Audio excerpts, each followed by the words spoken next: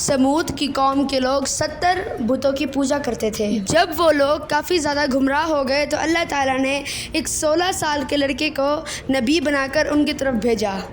وہ لڑکا اور کوئی نہیں بلکہ نبی صالح علیہ السلام تھے۔ انہوں نے اپنی قوم کو دین کی دعوت دینا شروع کی۔ ان پتھر کے خداؤں کو چھوڑو۔ لیکن وہ لوگ نہیں مانے۔ اسی طرح کافی سال گزر گئے اور بہت تھوڑے سے لوگ ہی ایمان لائے۔ ایک دن حضرت صالح علیہ السلام نے فرمایا کہ اے لوگو، آج فیصلہ کر ہی لیتے ہیں کہ تمہارے خدا سچے ہیں یا پھر میرا خدا سچا ہے۔ میں تمہارے سامنے 2 باتیں رکھتا ہوں، یا تو تم میرے سے خواہش کرو اور میں اللہ سے کہہ کر اس خواہش کو پورا کراؤں، یا پھر میں تمہارے ان بتوں سے سوال کروں گا۔ اگر انہوں نے سوال کا جواب دیا تو بے شک تم لوگ ان کی عبادت کرتے رہنا اور میں یہاں سے چلا جاؤں گا، کیونکہ میں تم لوگوں سے ناراض ہوں اور تم لوگ مجھے پسند نہیں کرتے۔ لوگوں نے کہا کہ ٹھیک ہے، آپ نے انصاف کی بات کی ہے۔ پھر وہ لوگ اپنے سارے بت لے کر ایک کھلے میدان میں جمع ہوئے اور حضرت صالح سے کہا کہ ہمارے بتوں سے سوال کرو۔ صالح علیہ السلام سب سے بڑے بت کے پاس گئے اور لوگوں سے اس کا نام پوچھا۔ لوگوں نے اس کا نام بتایا تو حضرت صالح علیہ السلام نے اس بت کو اس کے نام سے پکارا، لیکن اس نے کوئی جواب نہیں دیا۔ پھر دوسرے کو پکارا، پھر تیسرے کو پکارا اور اسی طرح تمام بتوں کو پکارا، لیکن کسی نے جواب نہیں دیا۔ پھر انہوں نے کہا دیکھو، میں نے تمہارے سارے بتوں کو بلایا لیکن انہوں نے کوئی جواب نہیں دیا۔ اب تم مجھ سے سوال کرو تاکہ میں اپنے رب سے دعا کروں اور وہ تمہاری بات ضرور قبول فرمائے گا۔ انہوں نے خود بتوں کو پکار کر کہا کہ اے ہمارے خداؤں، تم نے صالح علیہ السلام کا جواب کیوں نہیں دیا؟ لیکن وہ پھر بھی نہیں بولے تو ان لوگوں نے ان سے کہا کہ آپ ہمیں تھوڑی دیر کے لیے اکیلا چھوڑ دیں، ہم اپنے خداؤں سے بات کرتے ہیں۔ تو حضرت صالح علیہ السلام کچھ دیر کے لیے وہاں سے چلے گئے۔ پھر وہ لوگ اپنے جھوٹے خداؤں کے سامنے گر پڑے اور کہا کہ اگر اب تم نے حضرت صالح علیہ السلام کا جواب نہ دیا تو ہماری ساری عزت خواب میں مل جائے گی۔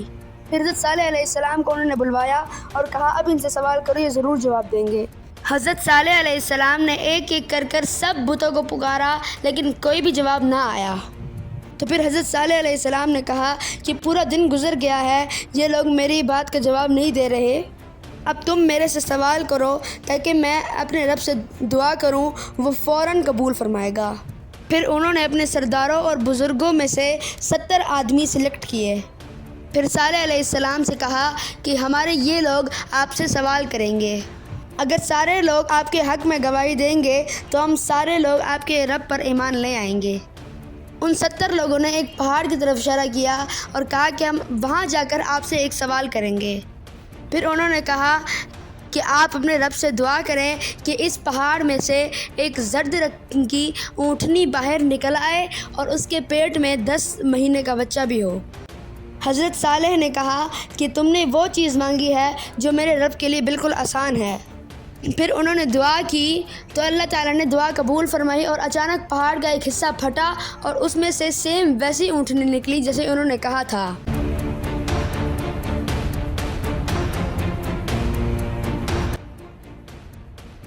جب لوگوں نے یہ منظر دیکھا تو انہوں نے کہا کہ اتنی جلدی آپ کے رب نے آپ کی دعا قبول کر لی۔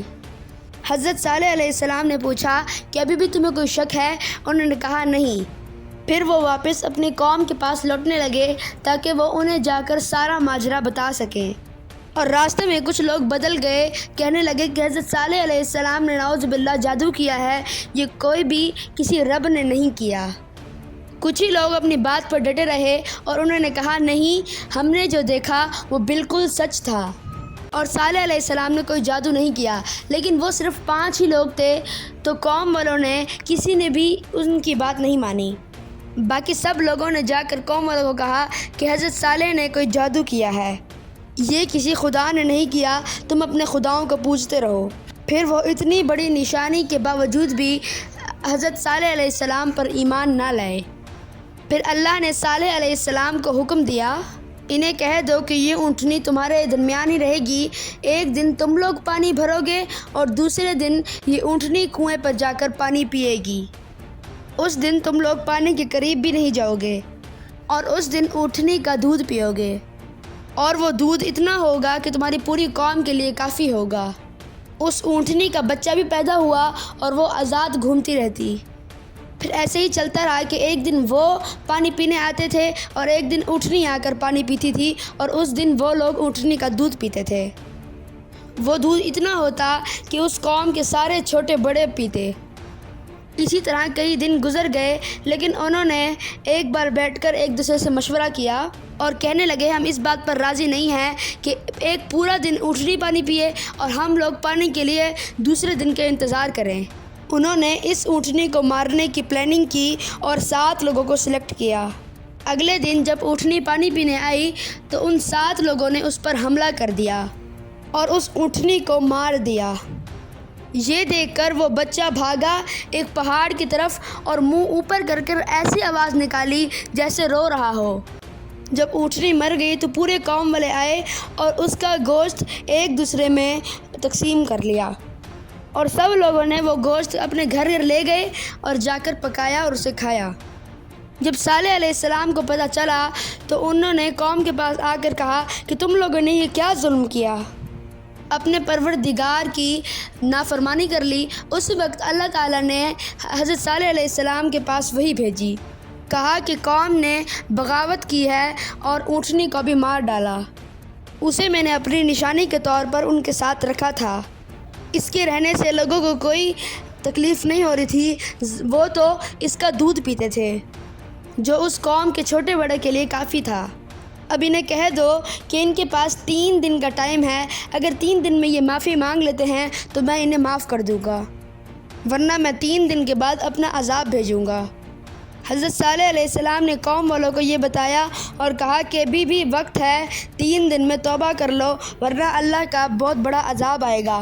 انہوں نے کہا کہ ہم لوگ ڈرتے نہیں ہیں، اگر عذاب لا سکتے ہو تو لے آؤ، ہم تیار ہیں۔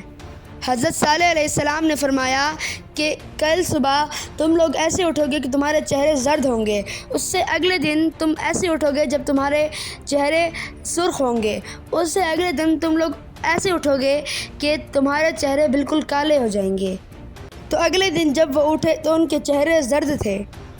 ان میں سے کچھ لوگوں نے کہا کہ حضرت صالح علیہ السلام کی بات بالکل سچ ہوئی ہے، لیکن اور لوگوں نے کہا کہ ہم ان کی بات بالکل نہیں مانیں گے، چاہے کچھ بھی ہو جائے۔ تو اگلے دن ان کا چہرہ سرخ ہو گیا، تو دوبارہ سے کچھ لوگ کہنے لگے کہ حضرت صالح علیہ السلام کی بات بالکل سچ ہوئی ہے۔ ان میں سے کچھ لوگوں نے دوبارہ کہا کہ ہم ان کی بات ہرگز نہیں مانیں گے۔ جیسے ہی وہ اس سے اگلے دن اٹھے تو ان کے سب کے چہرے کا رنگ کالا ہو چکا تھا، تو ساروں کو پتہ چل گیا کہ حضرت صالح علیہ السلام کا اب عذاب آنے والا ہے، جیسے انہوں نے کہا تھا۔ لیکن ان بدقسمت لوگوں نے پھر بھی توبہ نہیں کی۔ رات ہوئی تو وہ اپنے اپنے گھر میں جا کے سو رہے تھے، تو حضرت جبرائیل علیہ السلام آئے اور اتنی زوردار آواز نکالی کہ سوئے ہوئے ان کے ساروں کے دل پھٹ گئے، اور صبح ایسے ہوئی کہ ان کے گھر میں وہ سارے مردہ پڑے ہوئے تھے، صرف کچھ ہی لوگوں کے جو نیک تھے حضرت صالح علیہ السلام کے اوپر ایمان لے آئے تھے۔ ملتے ہیں نیکسٹ ویڈیو میں، تب تک کے لیے اللہ حافظ۔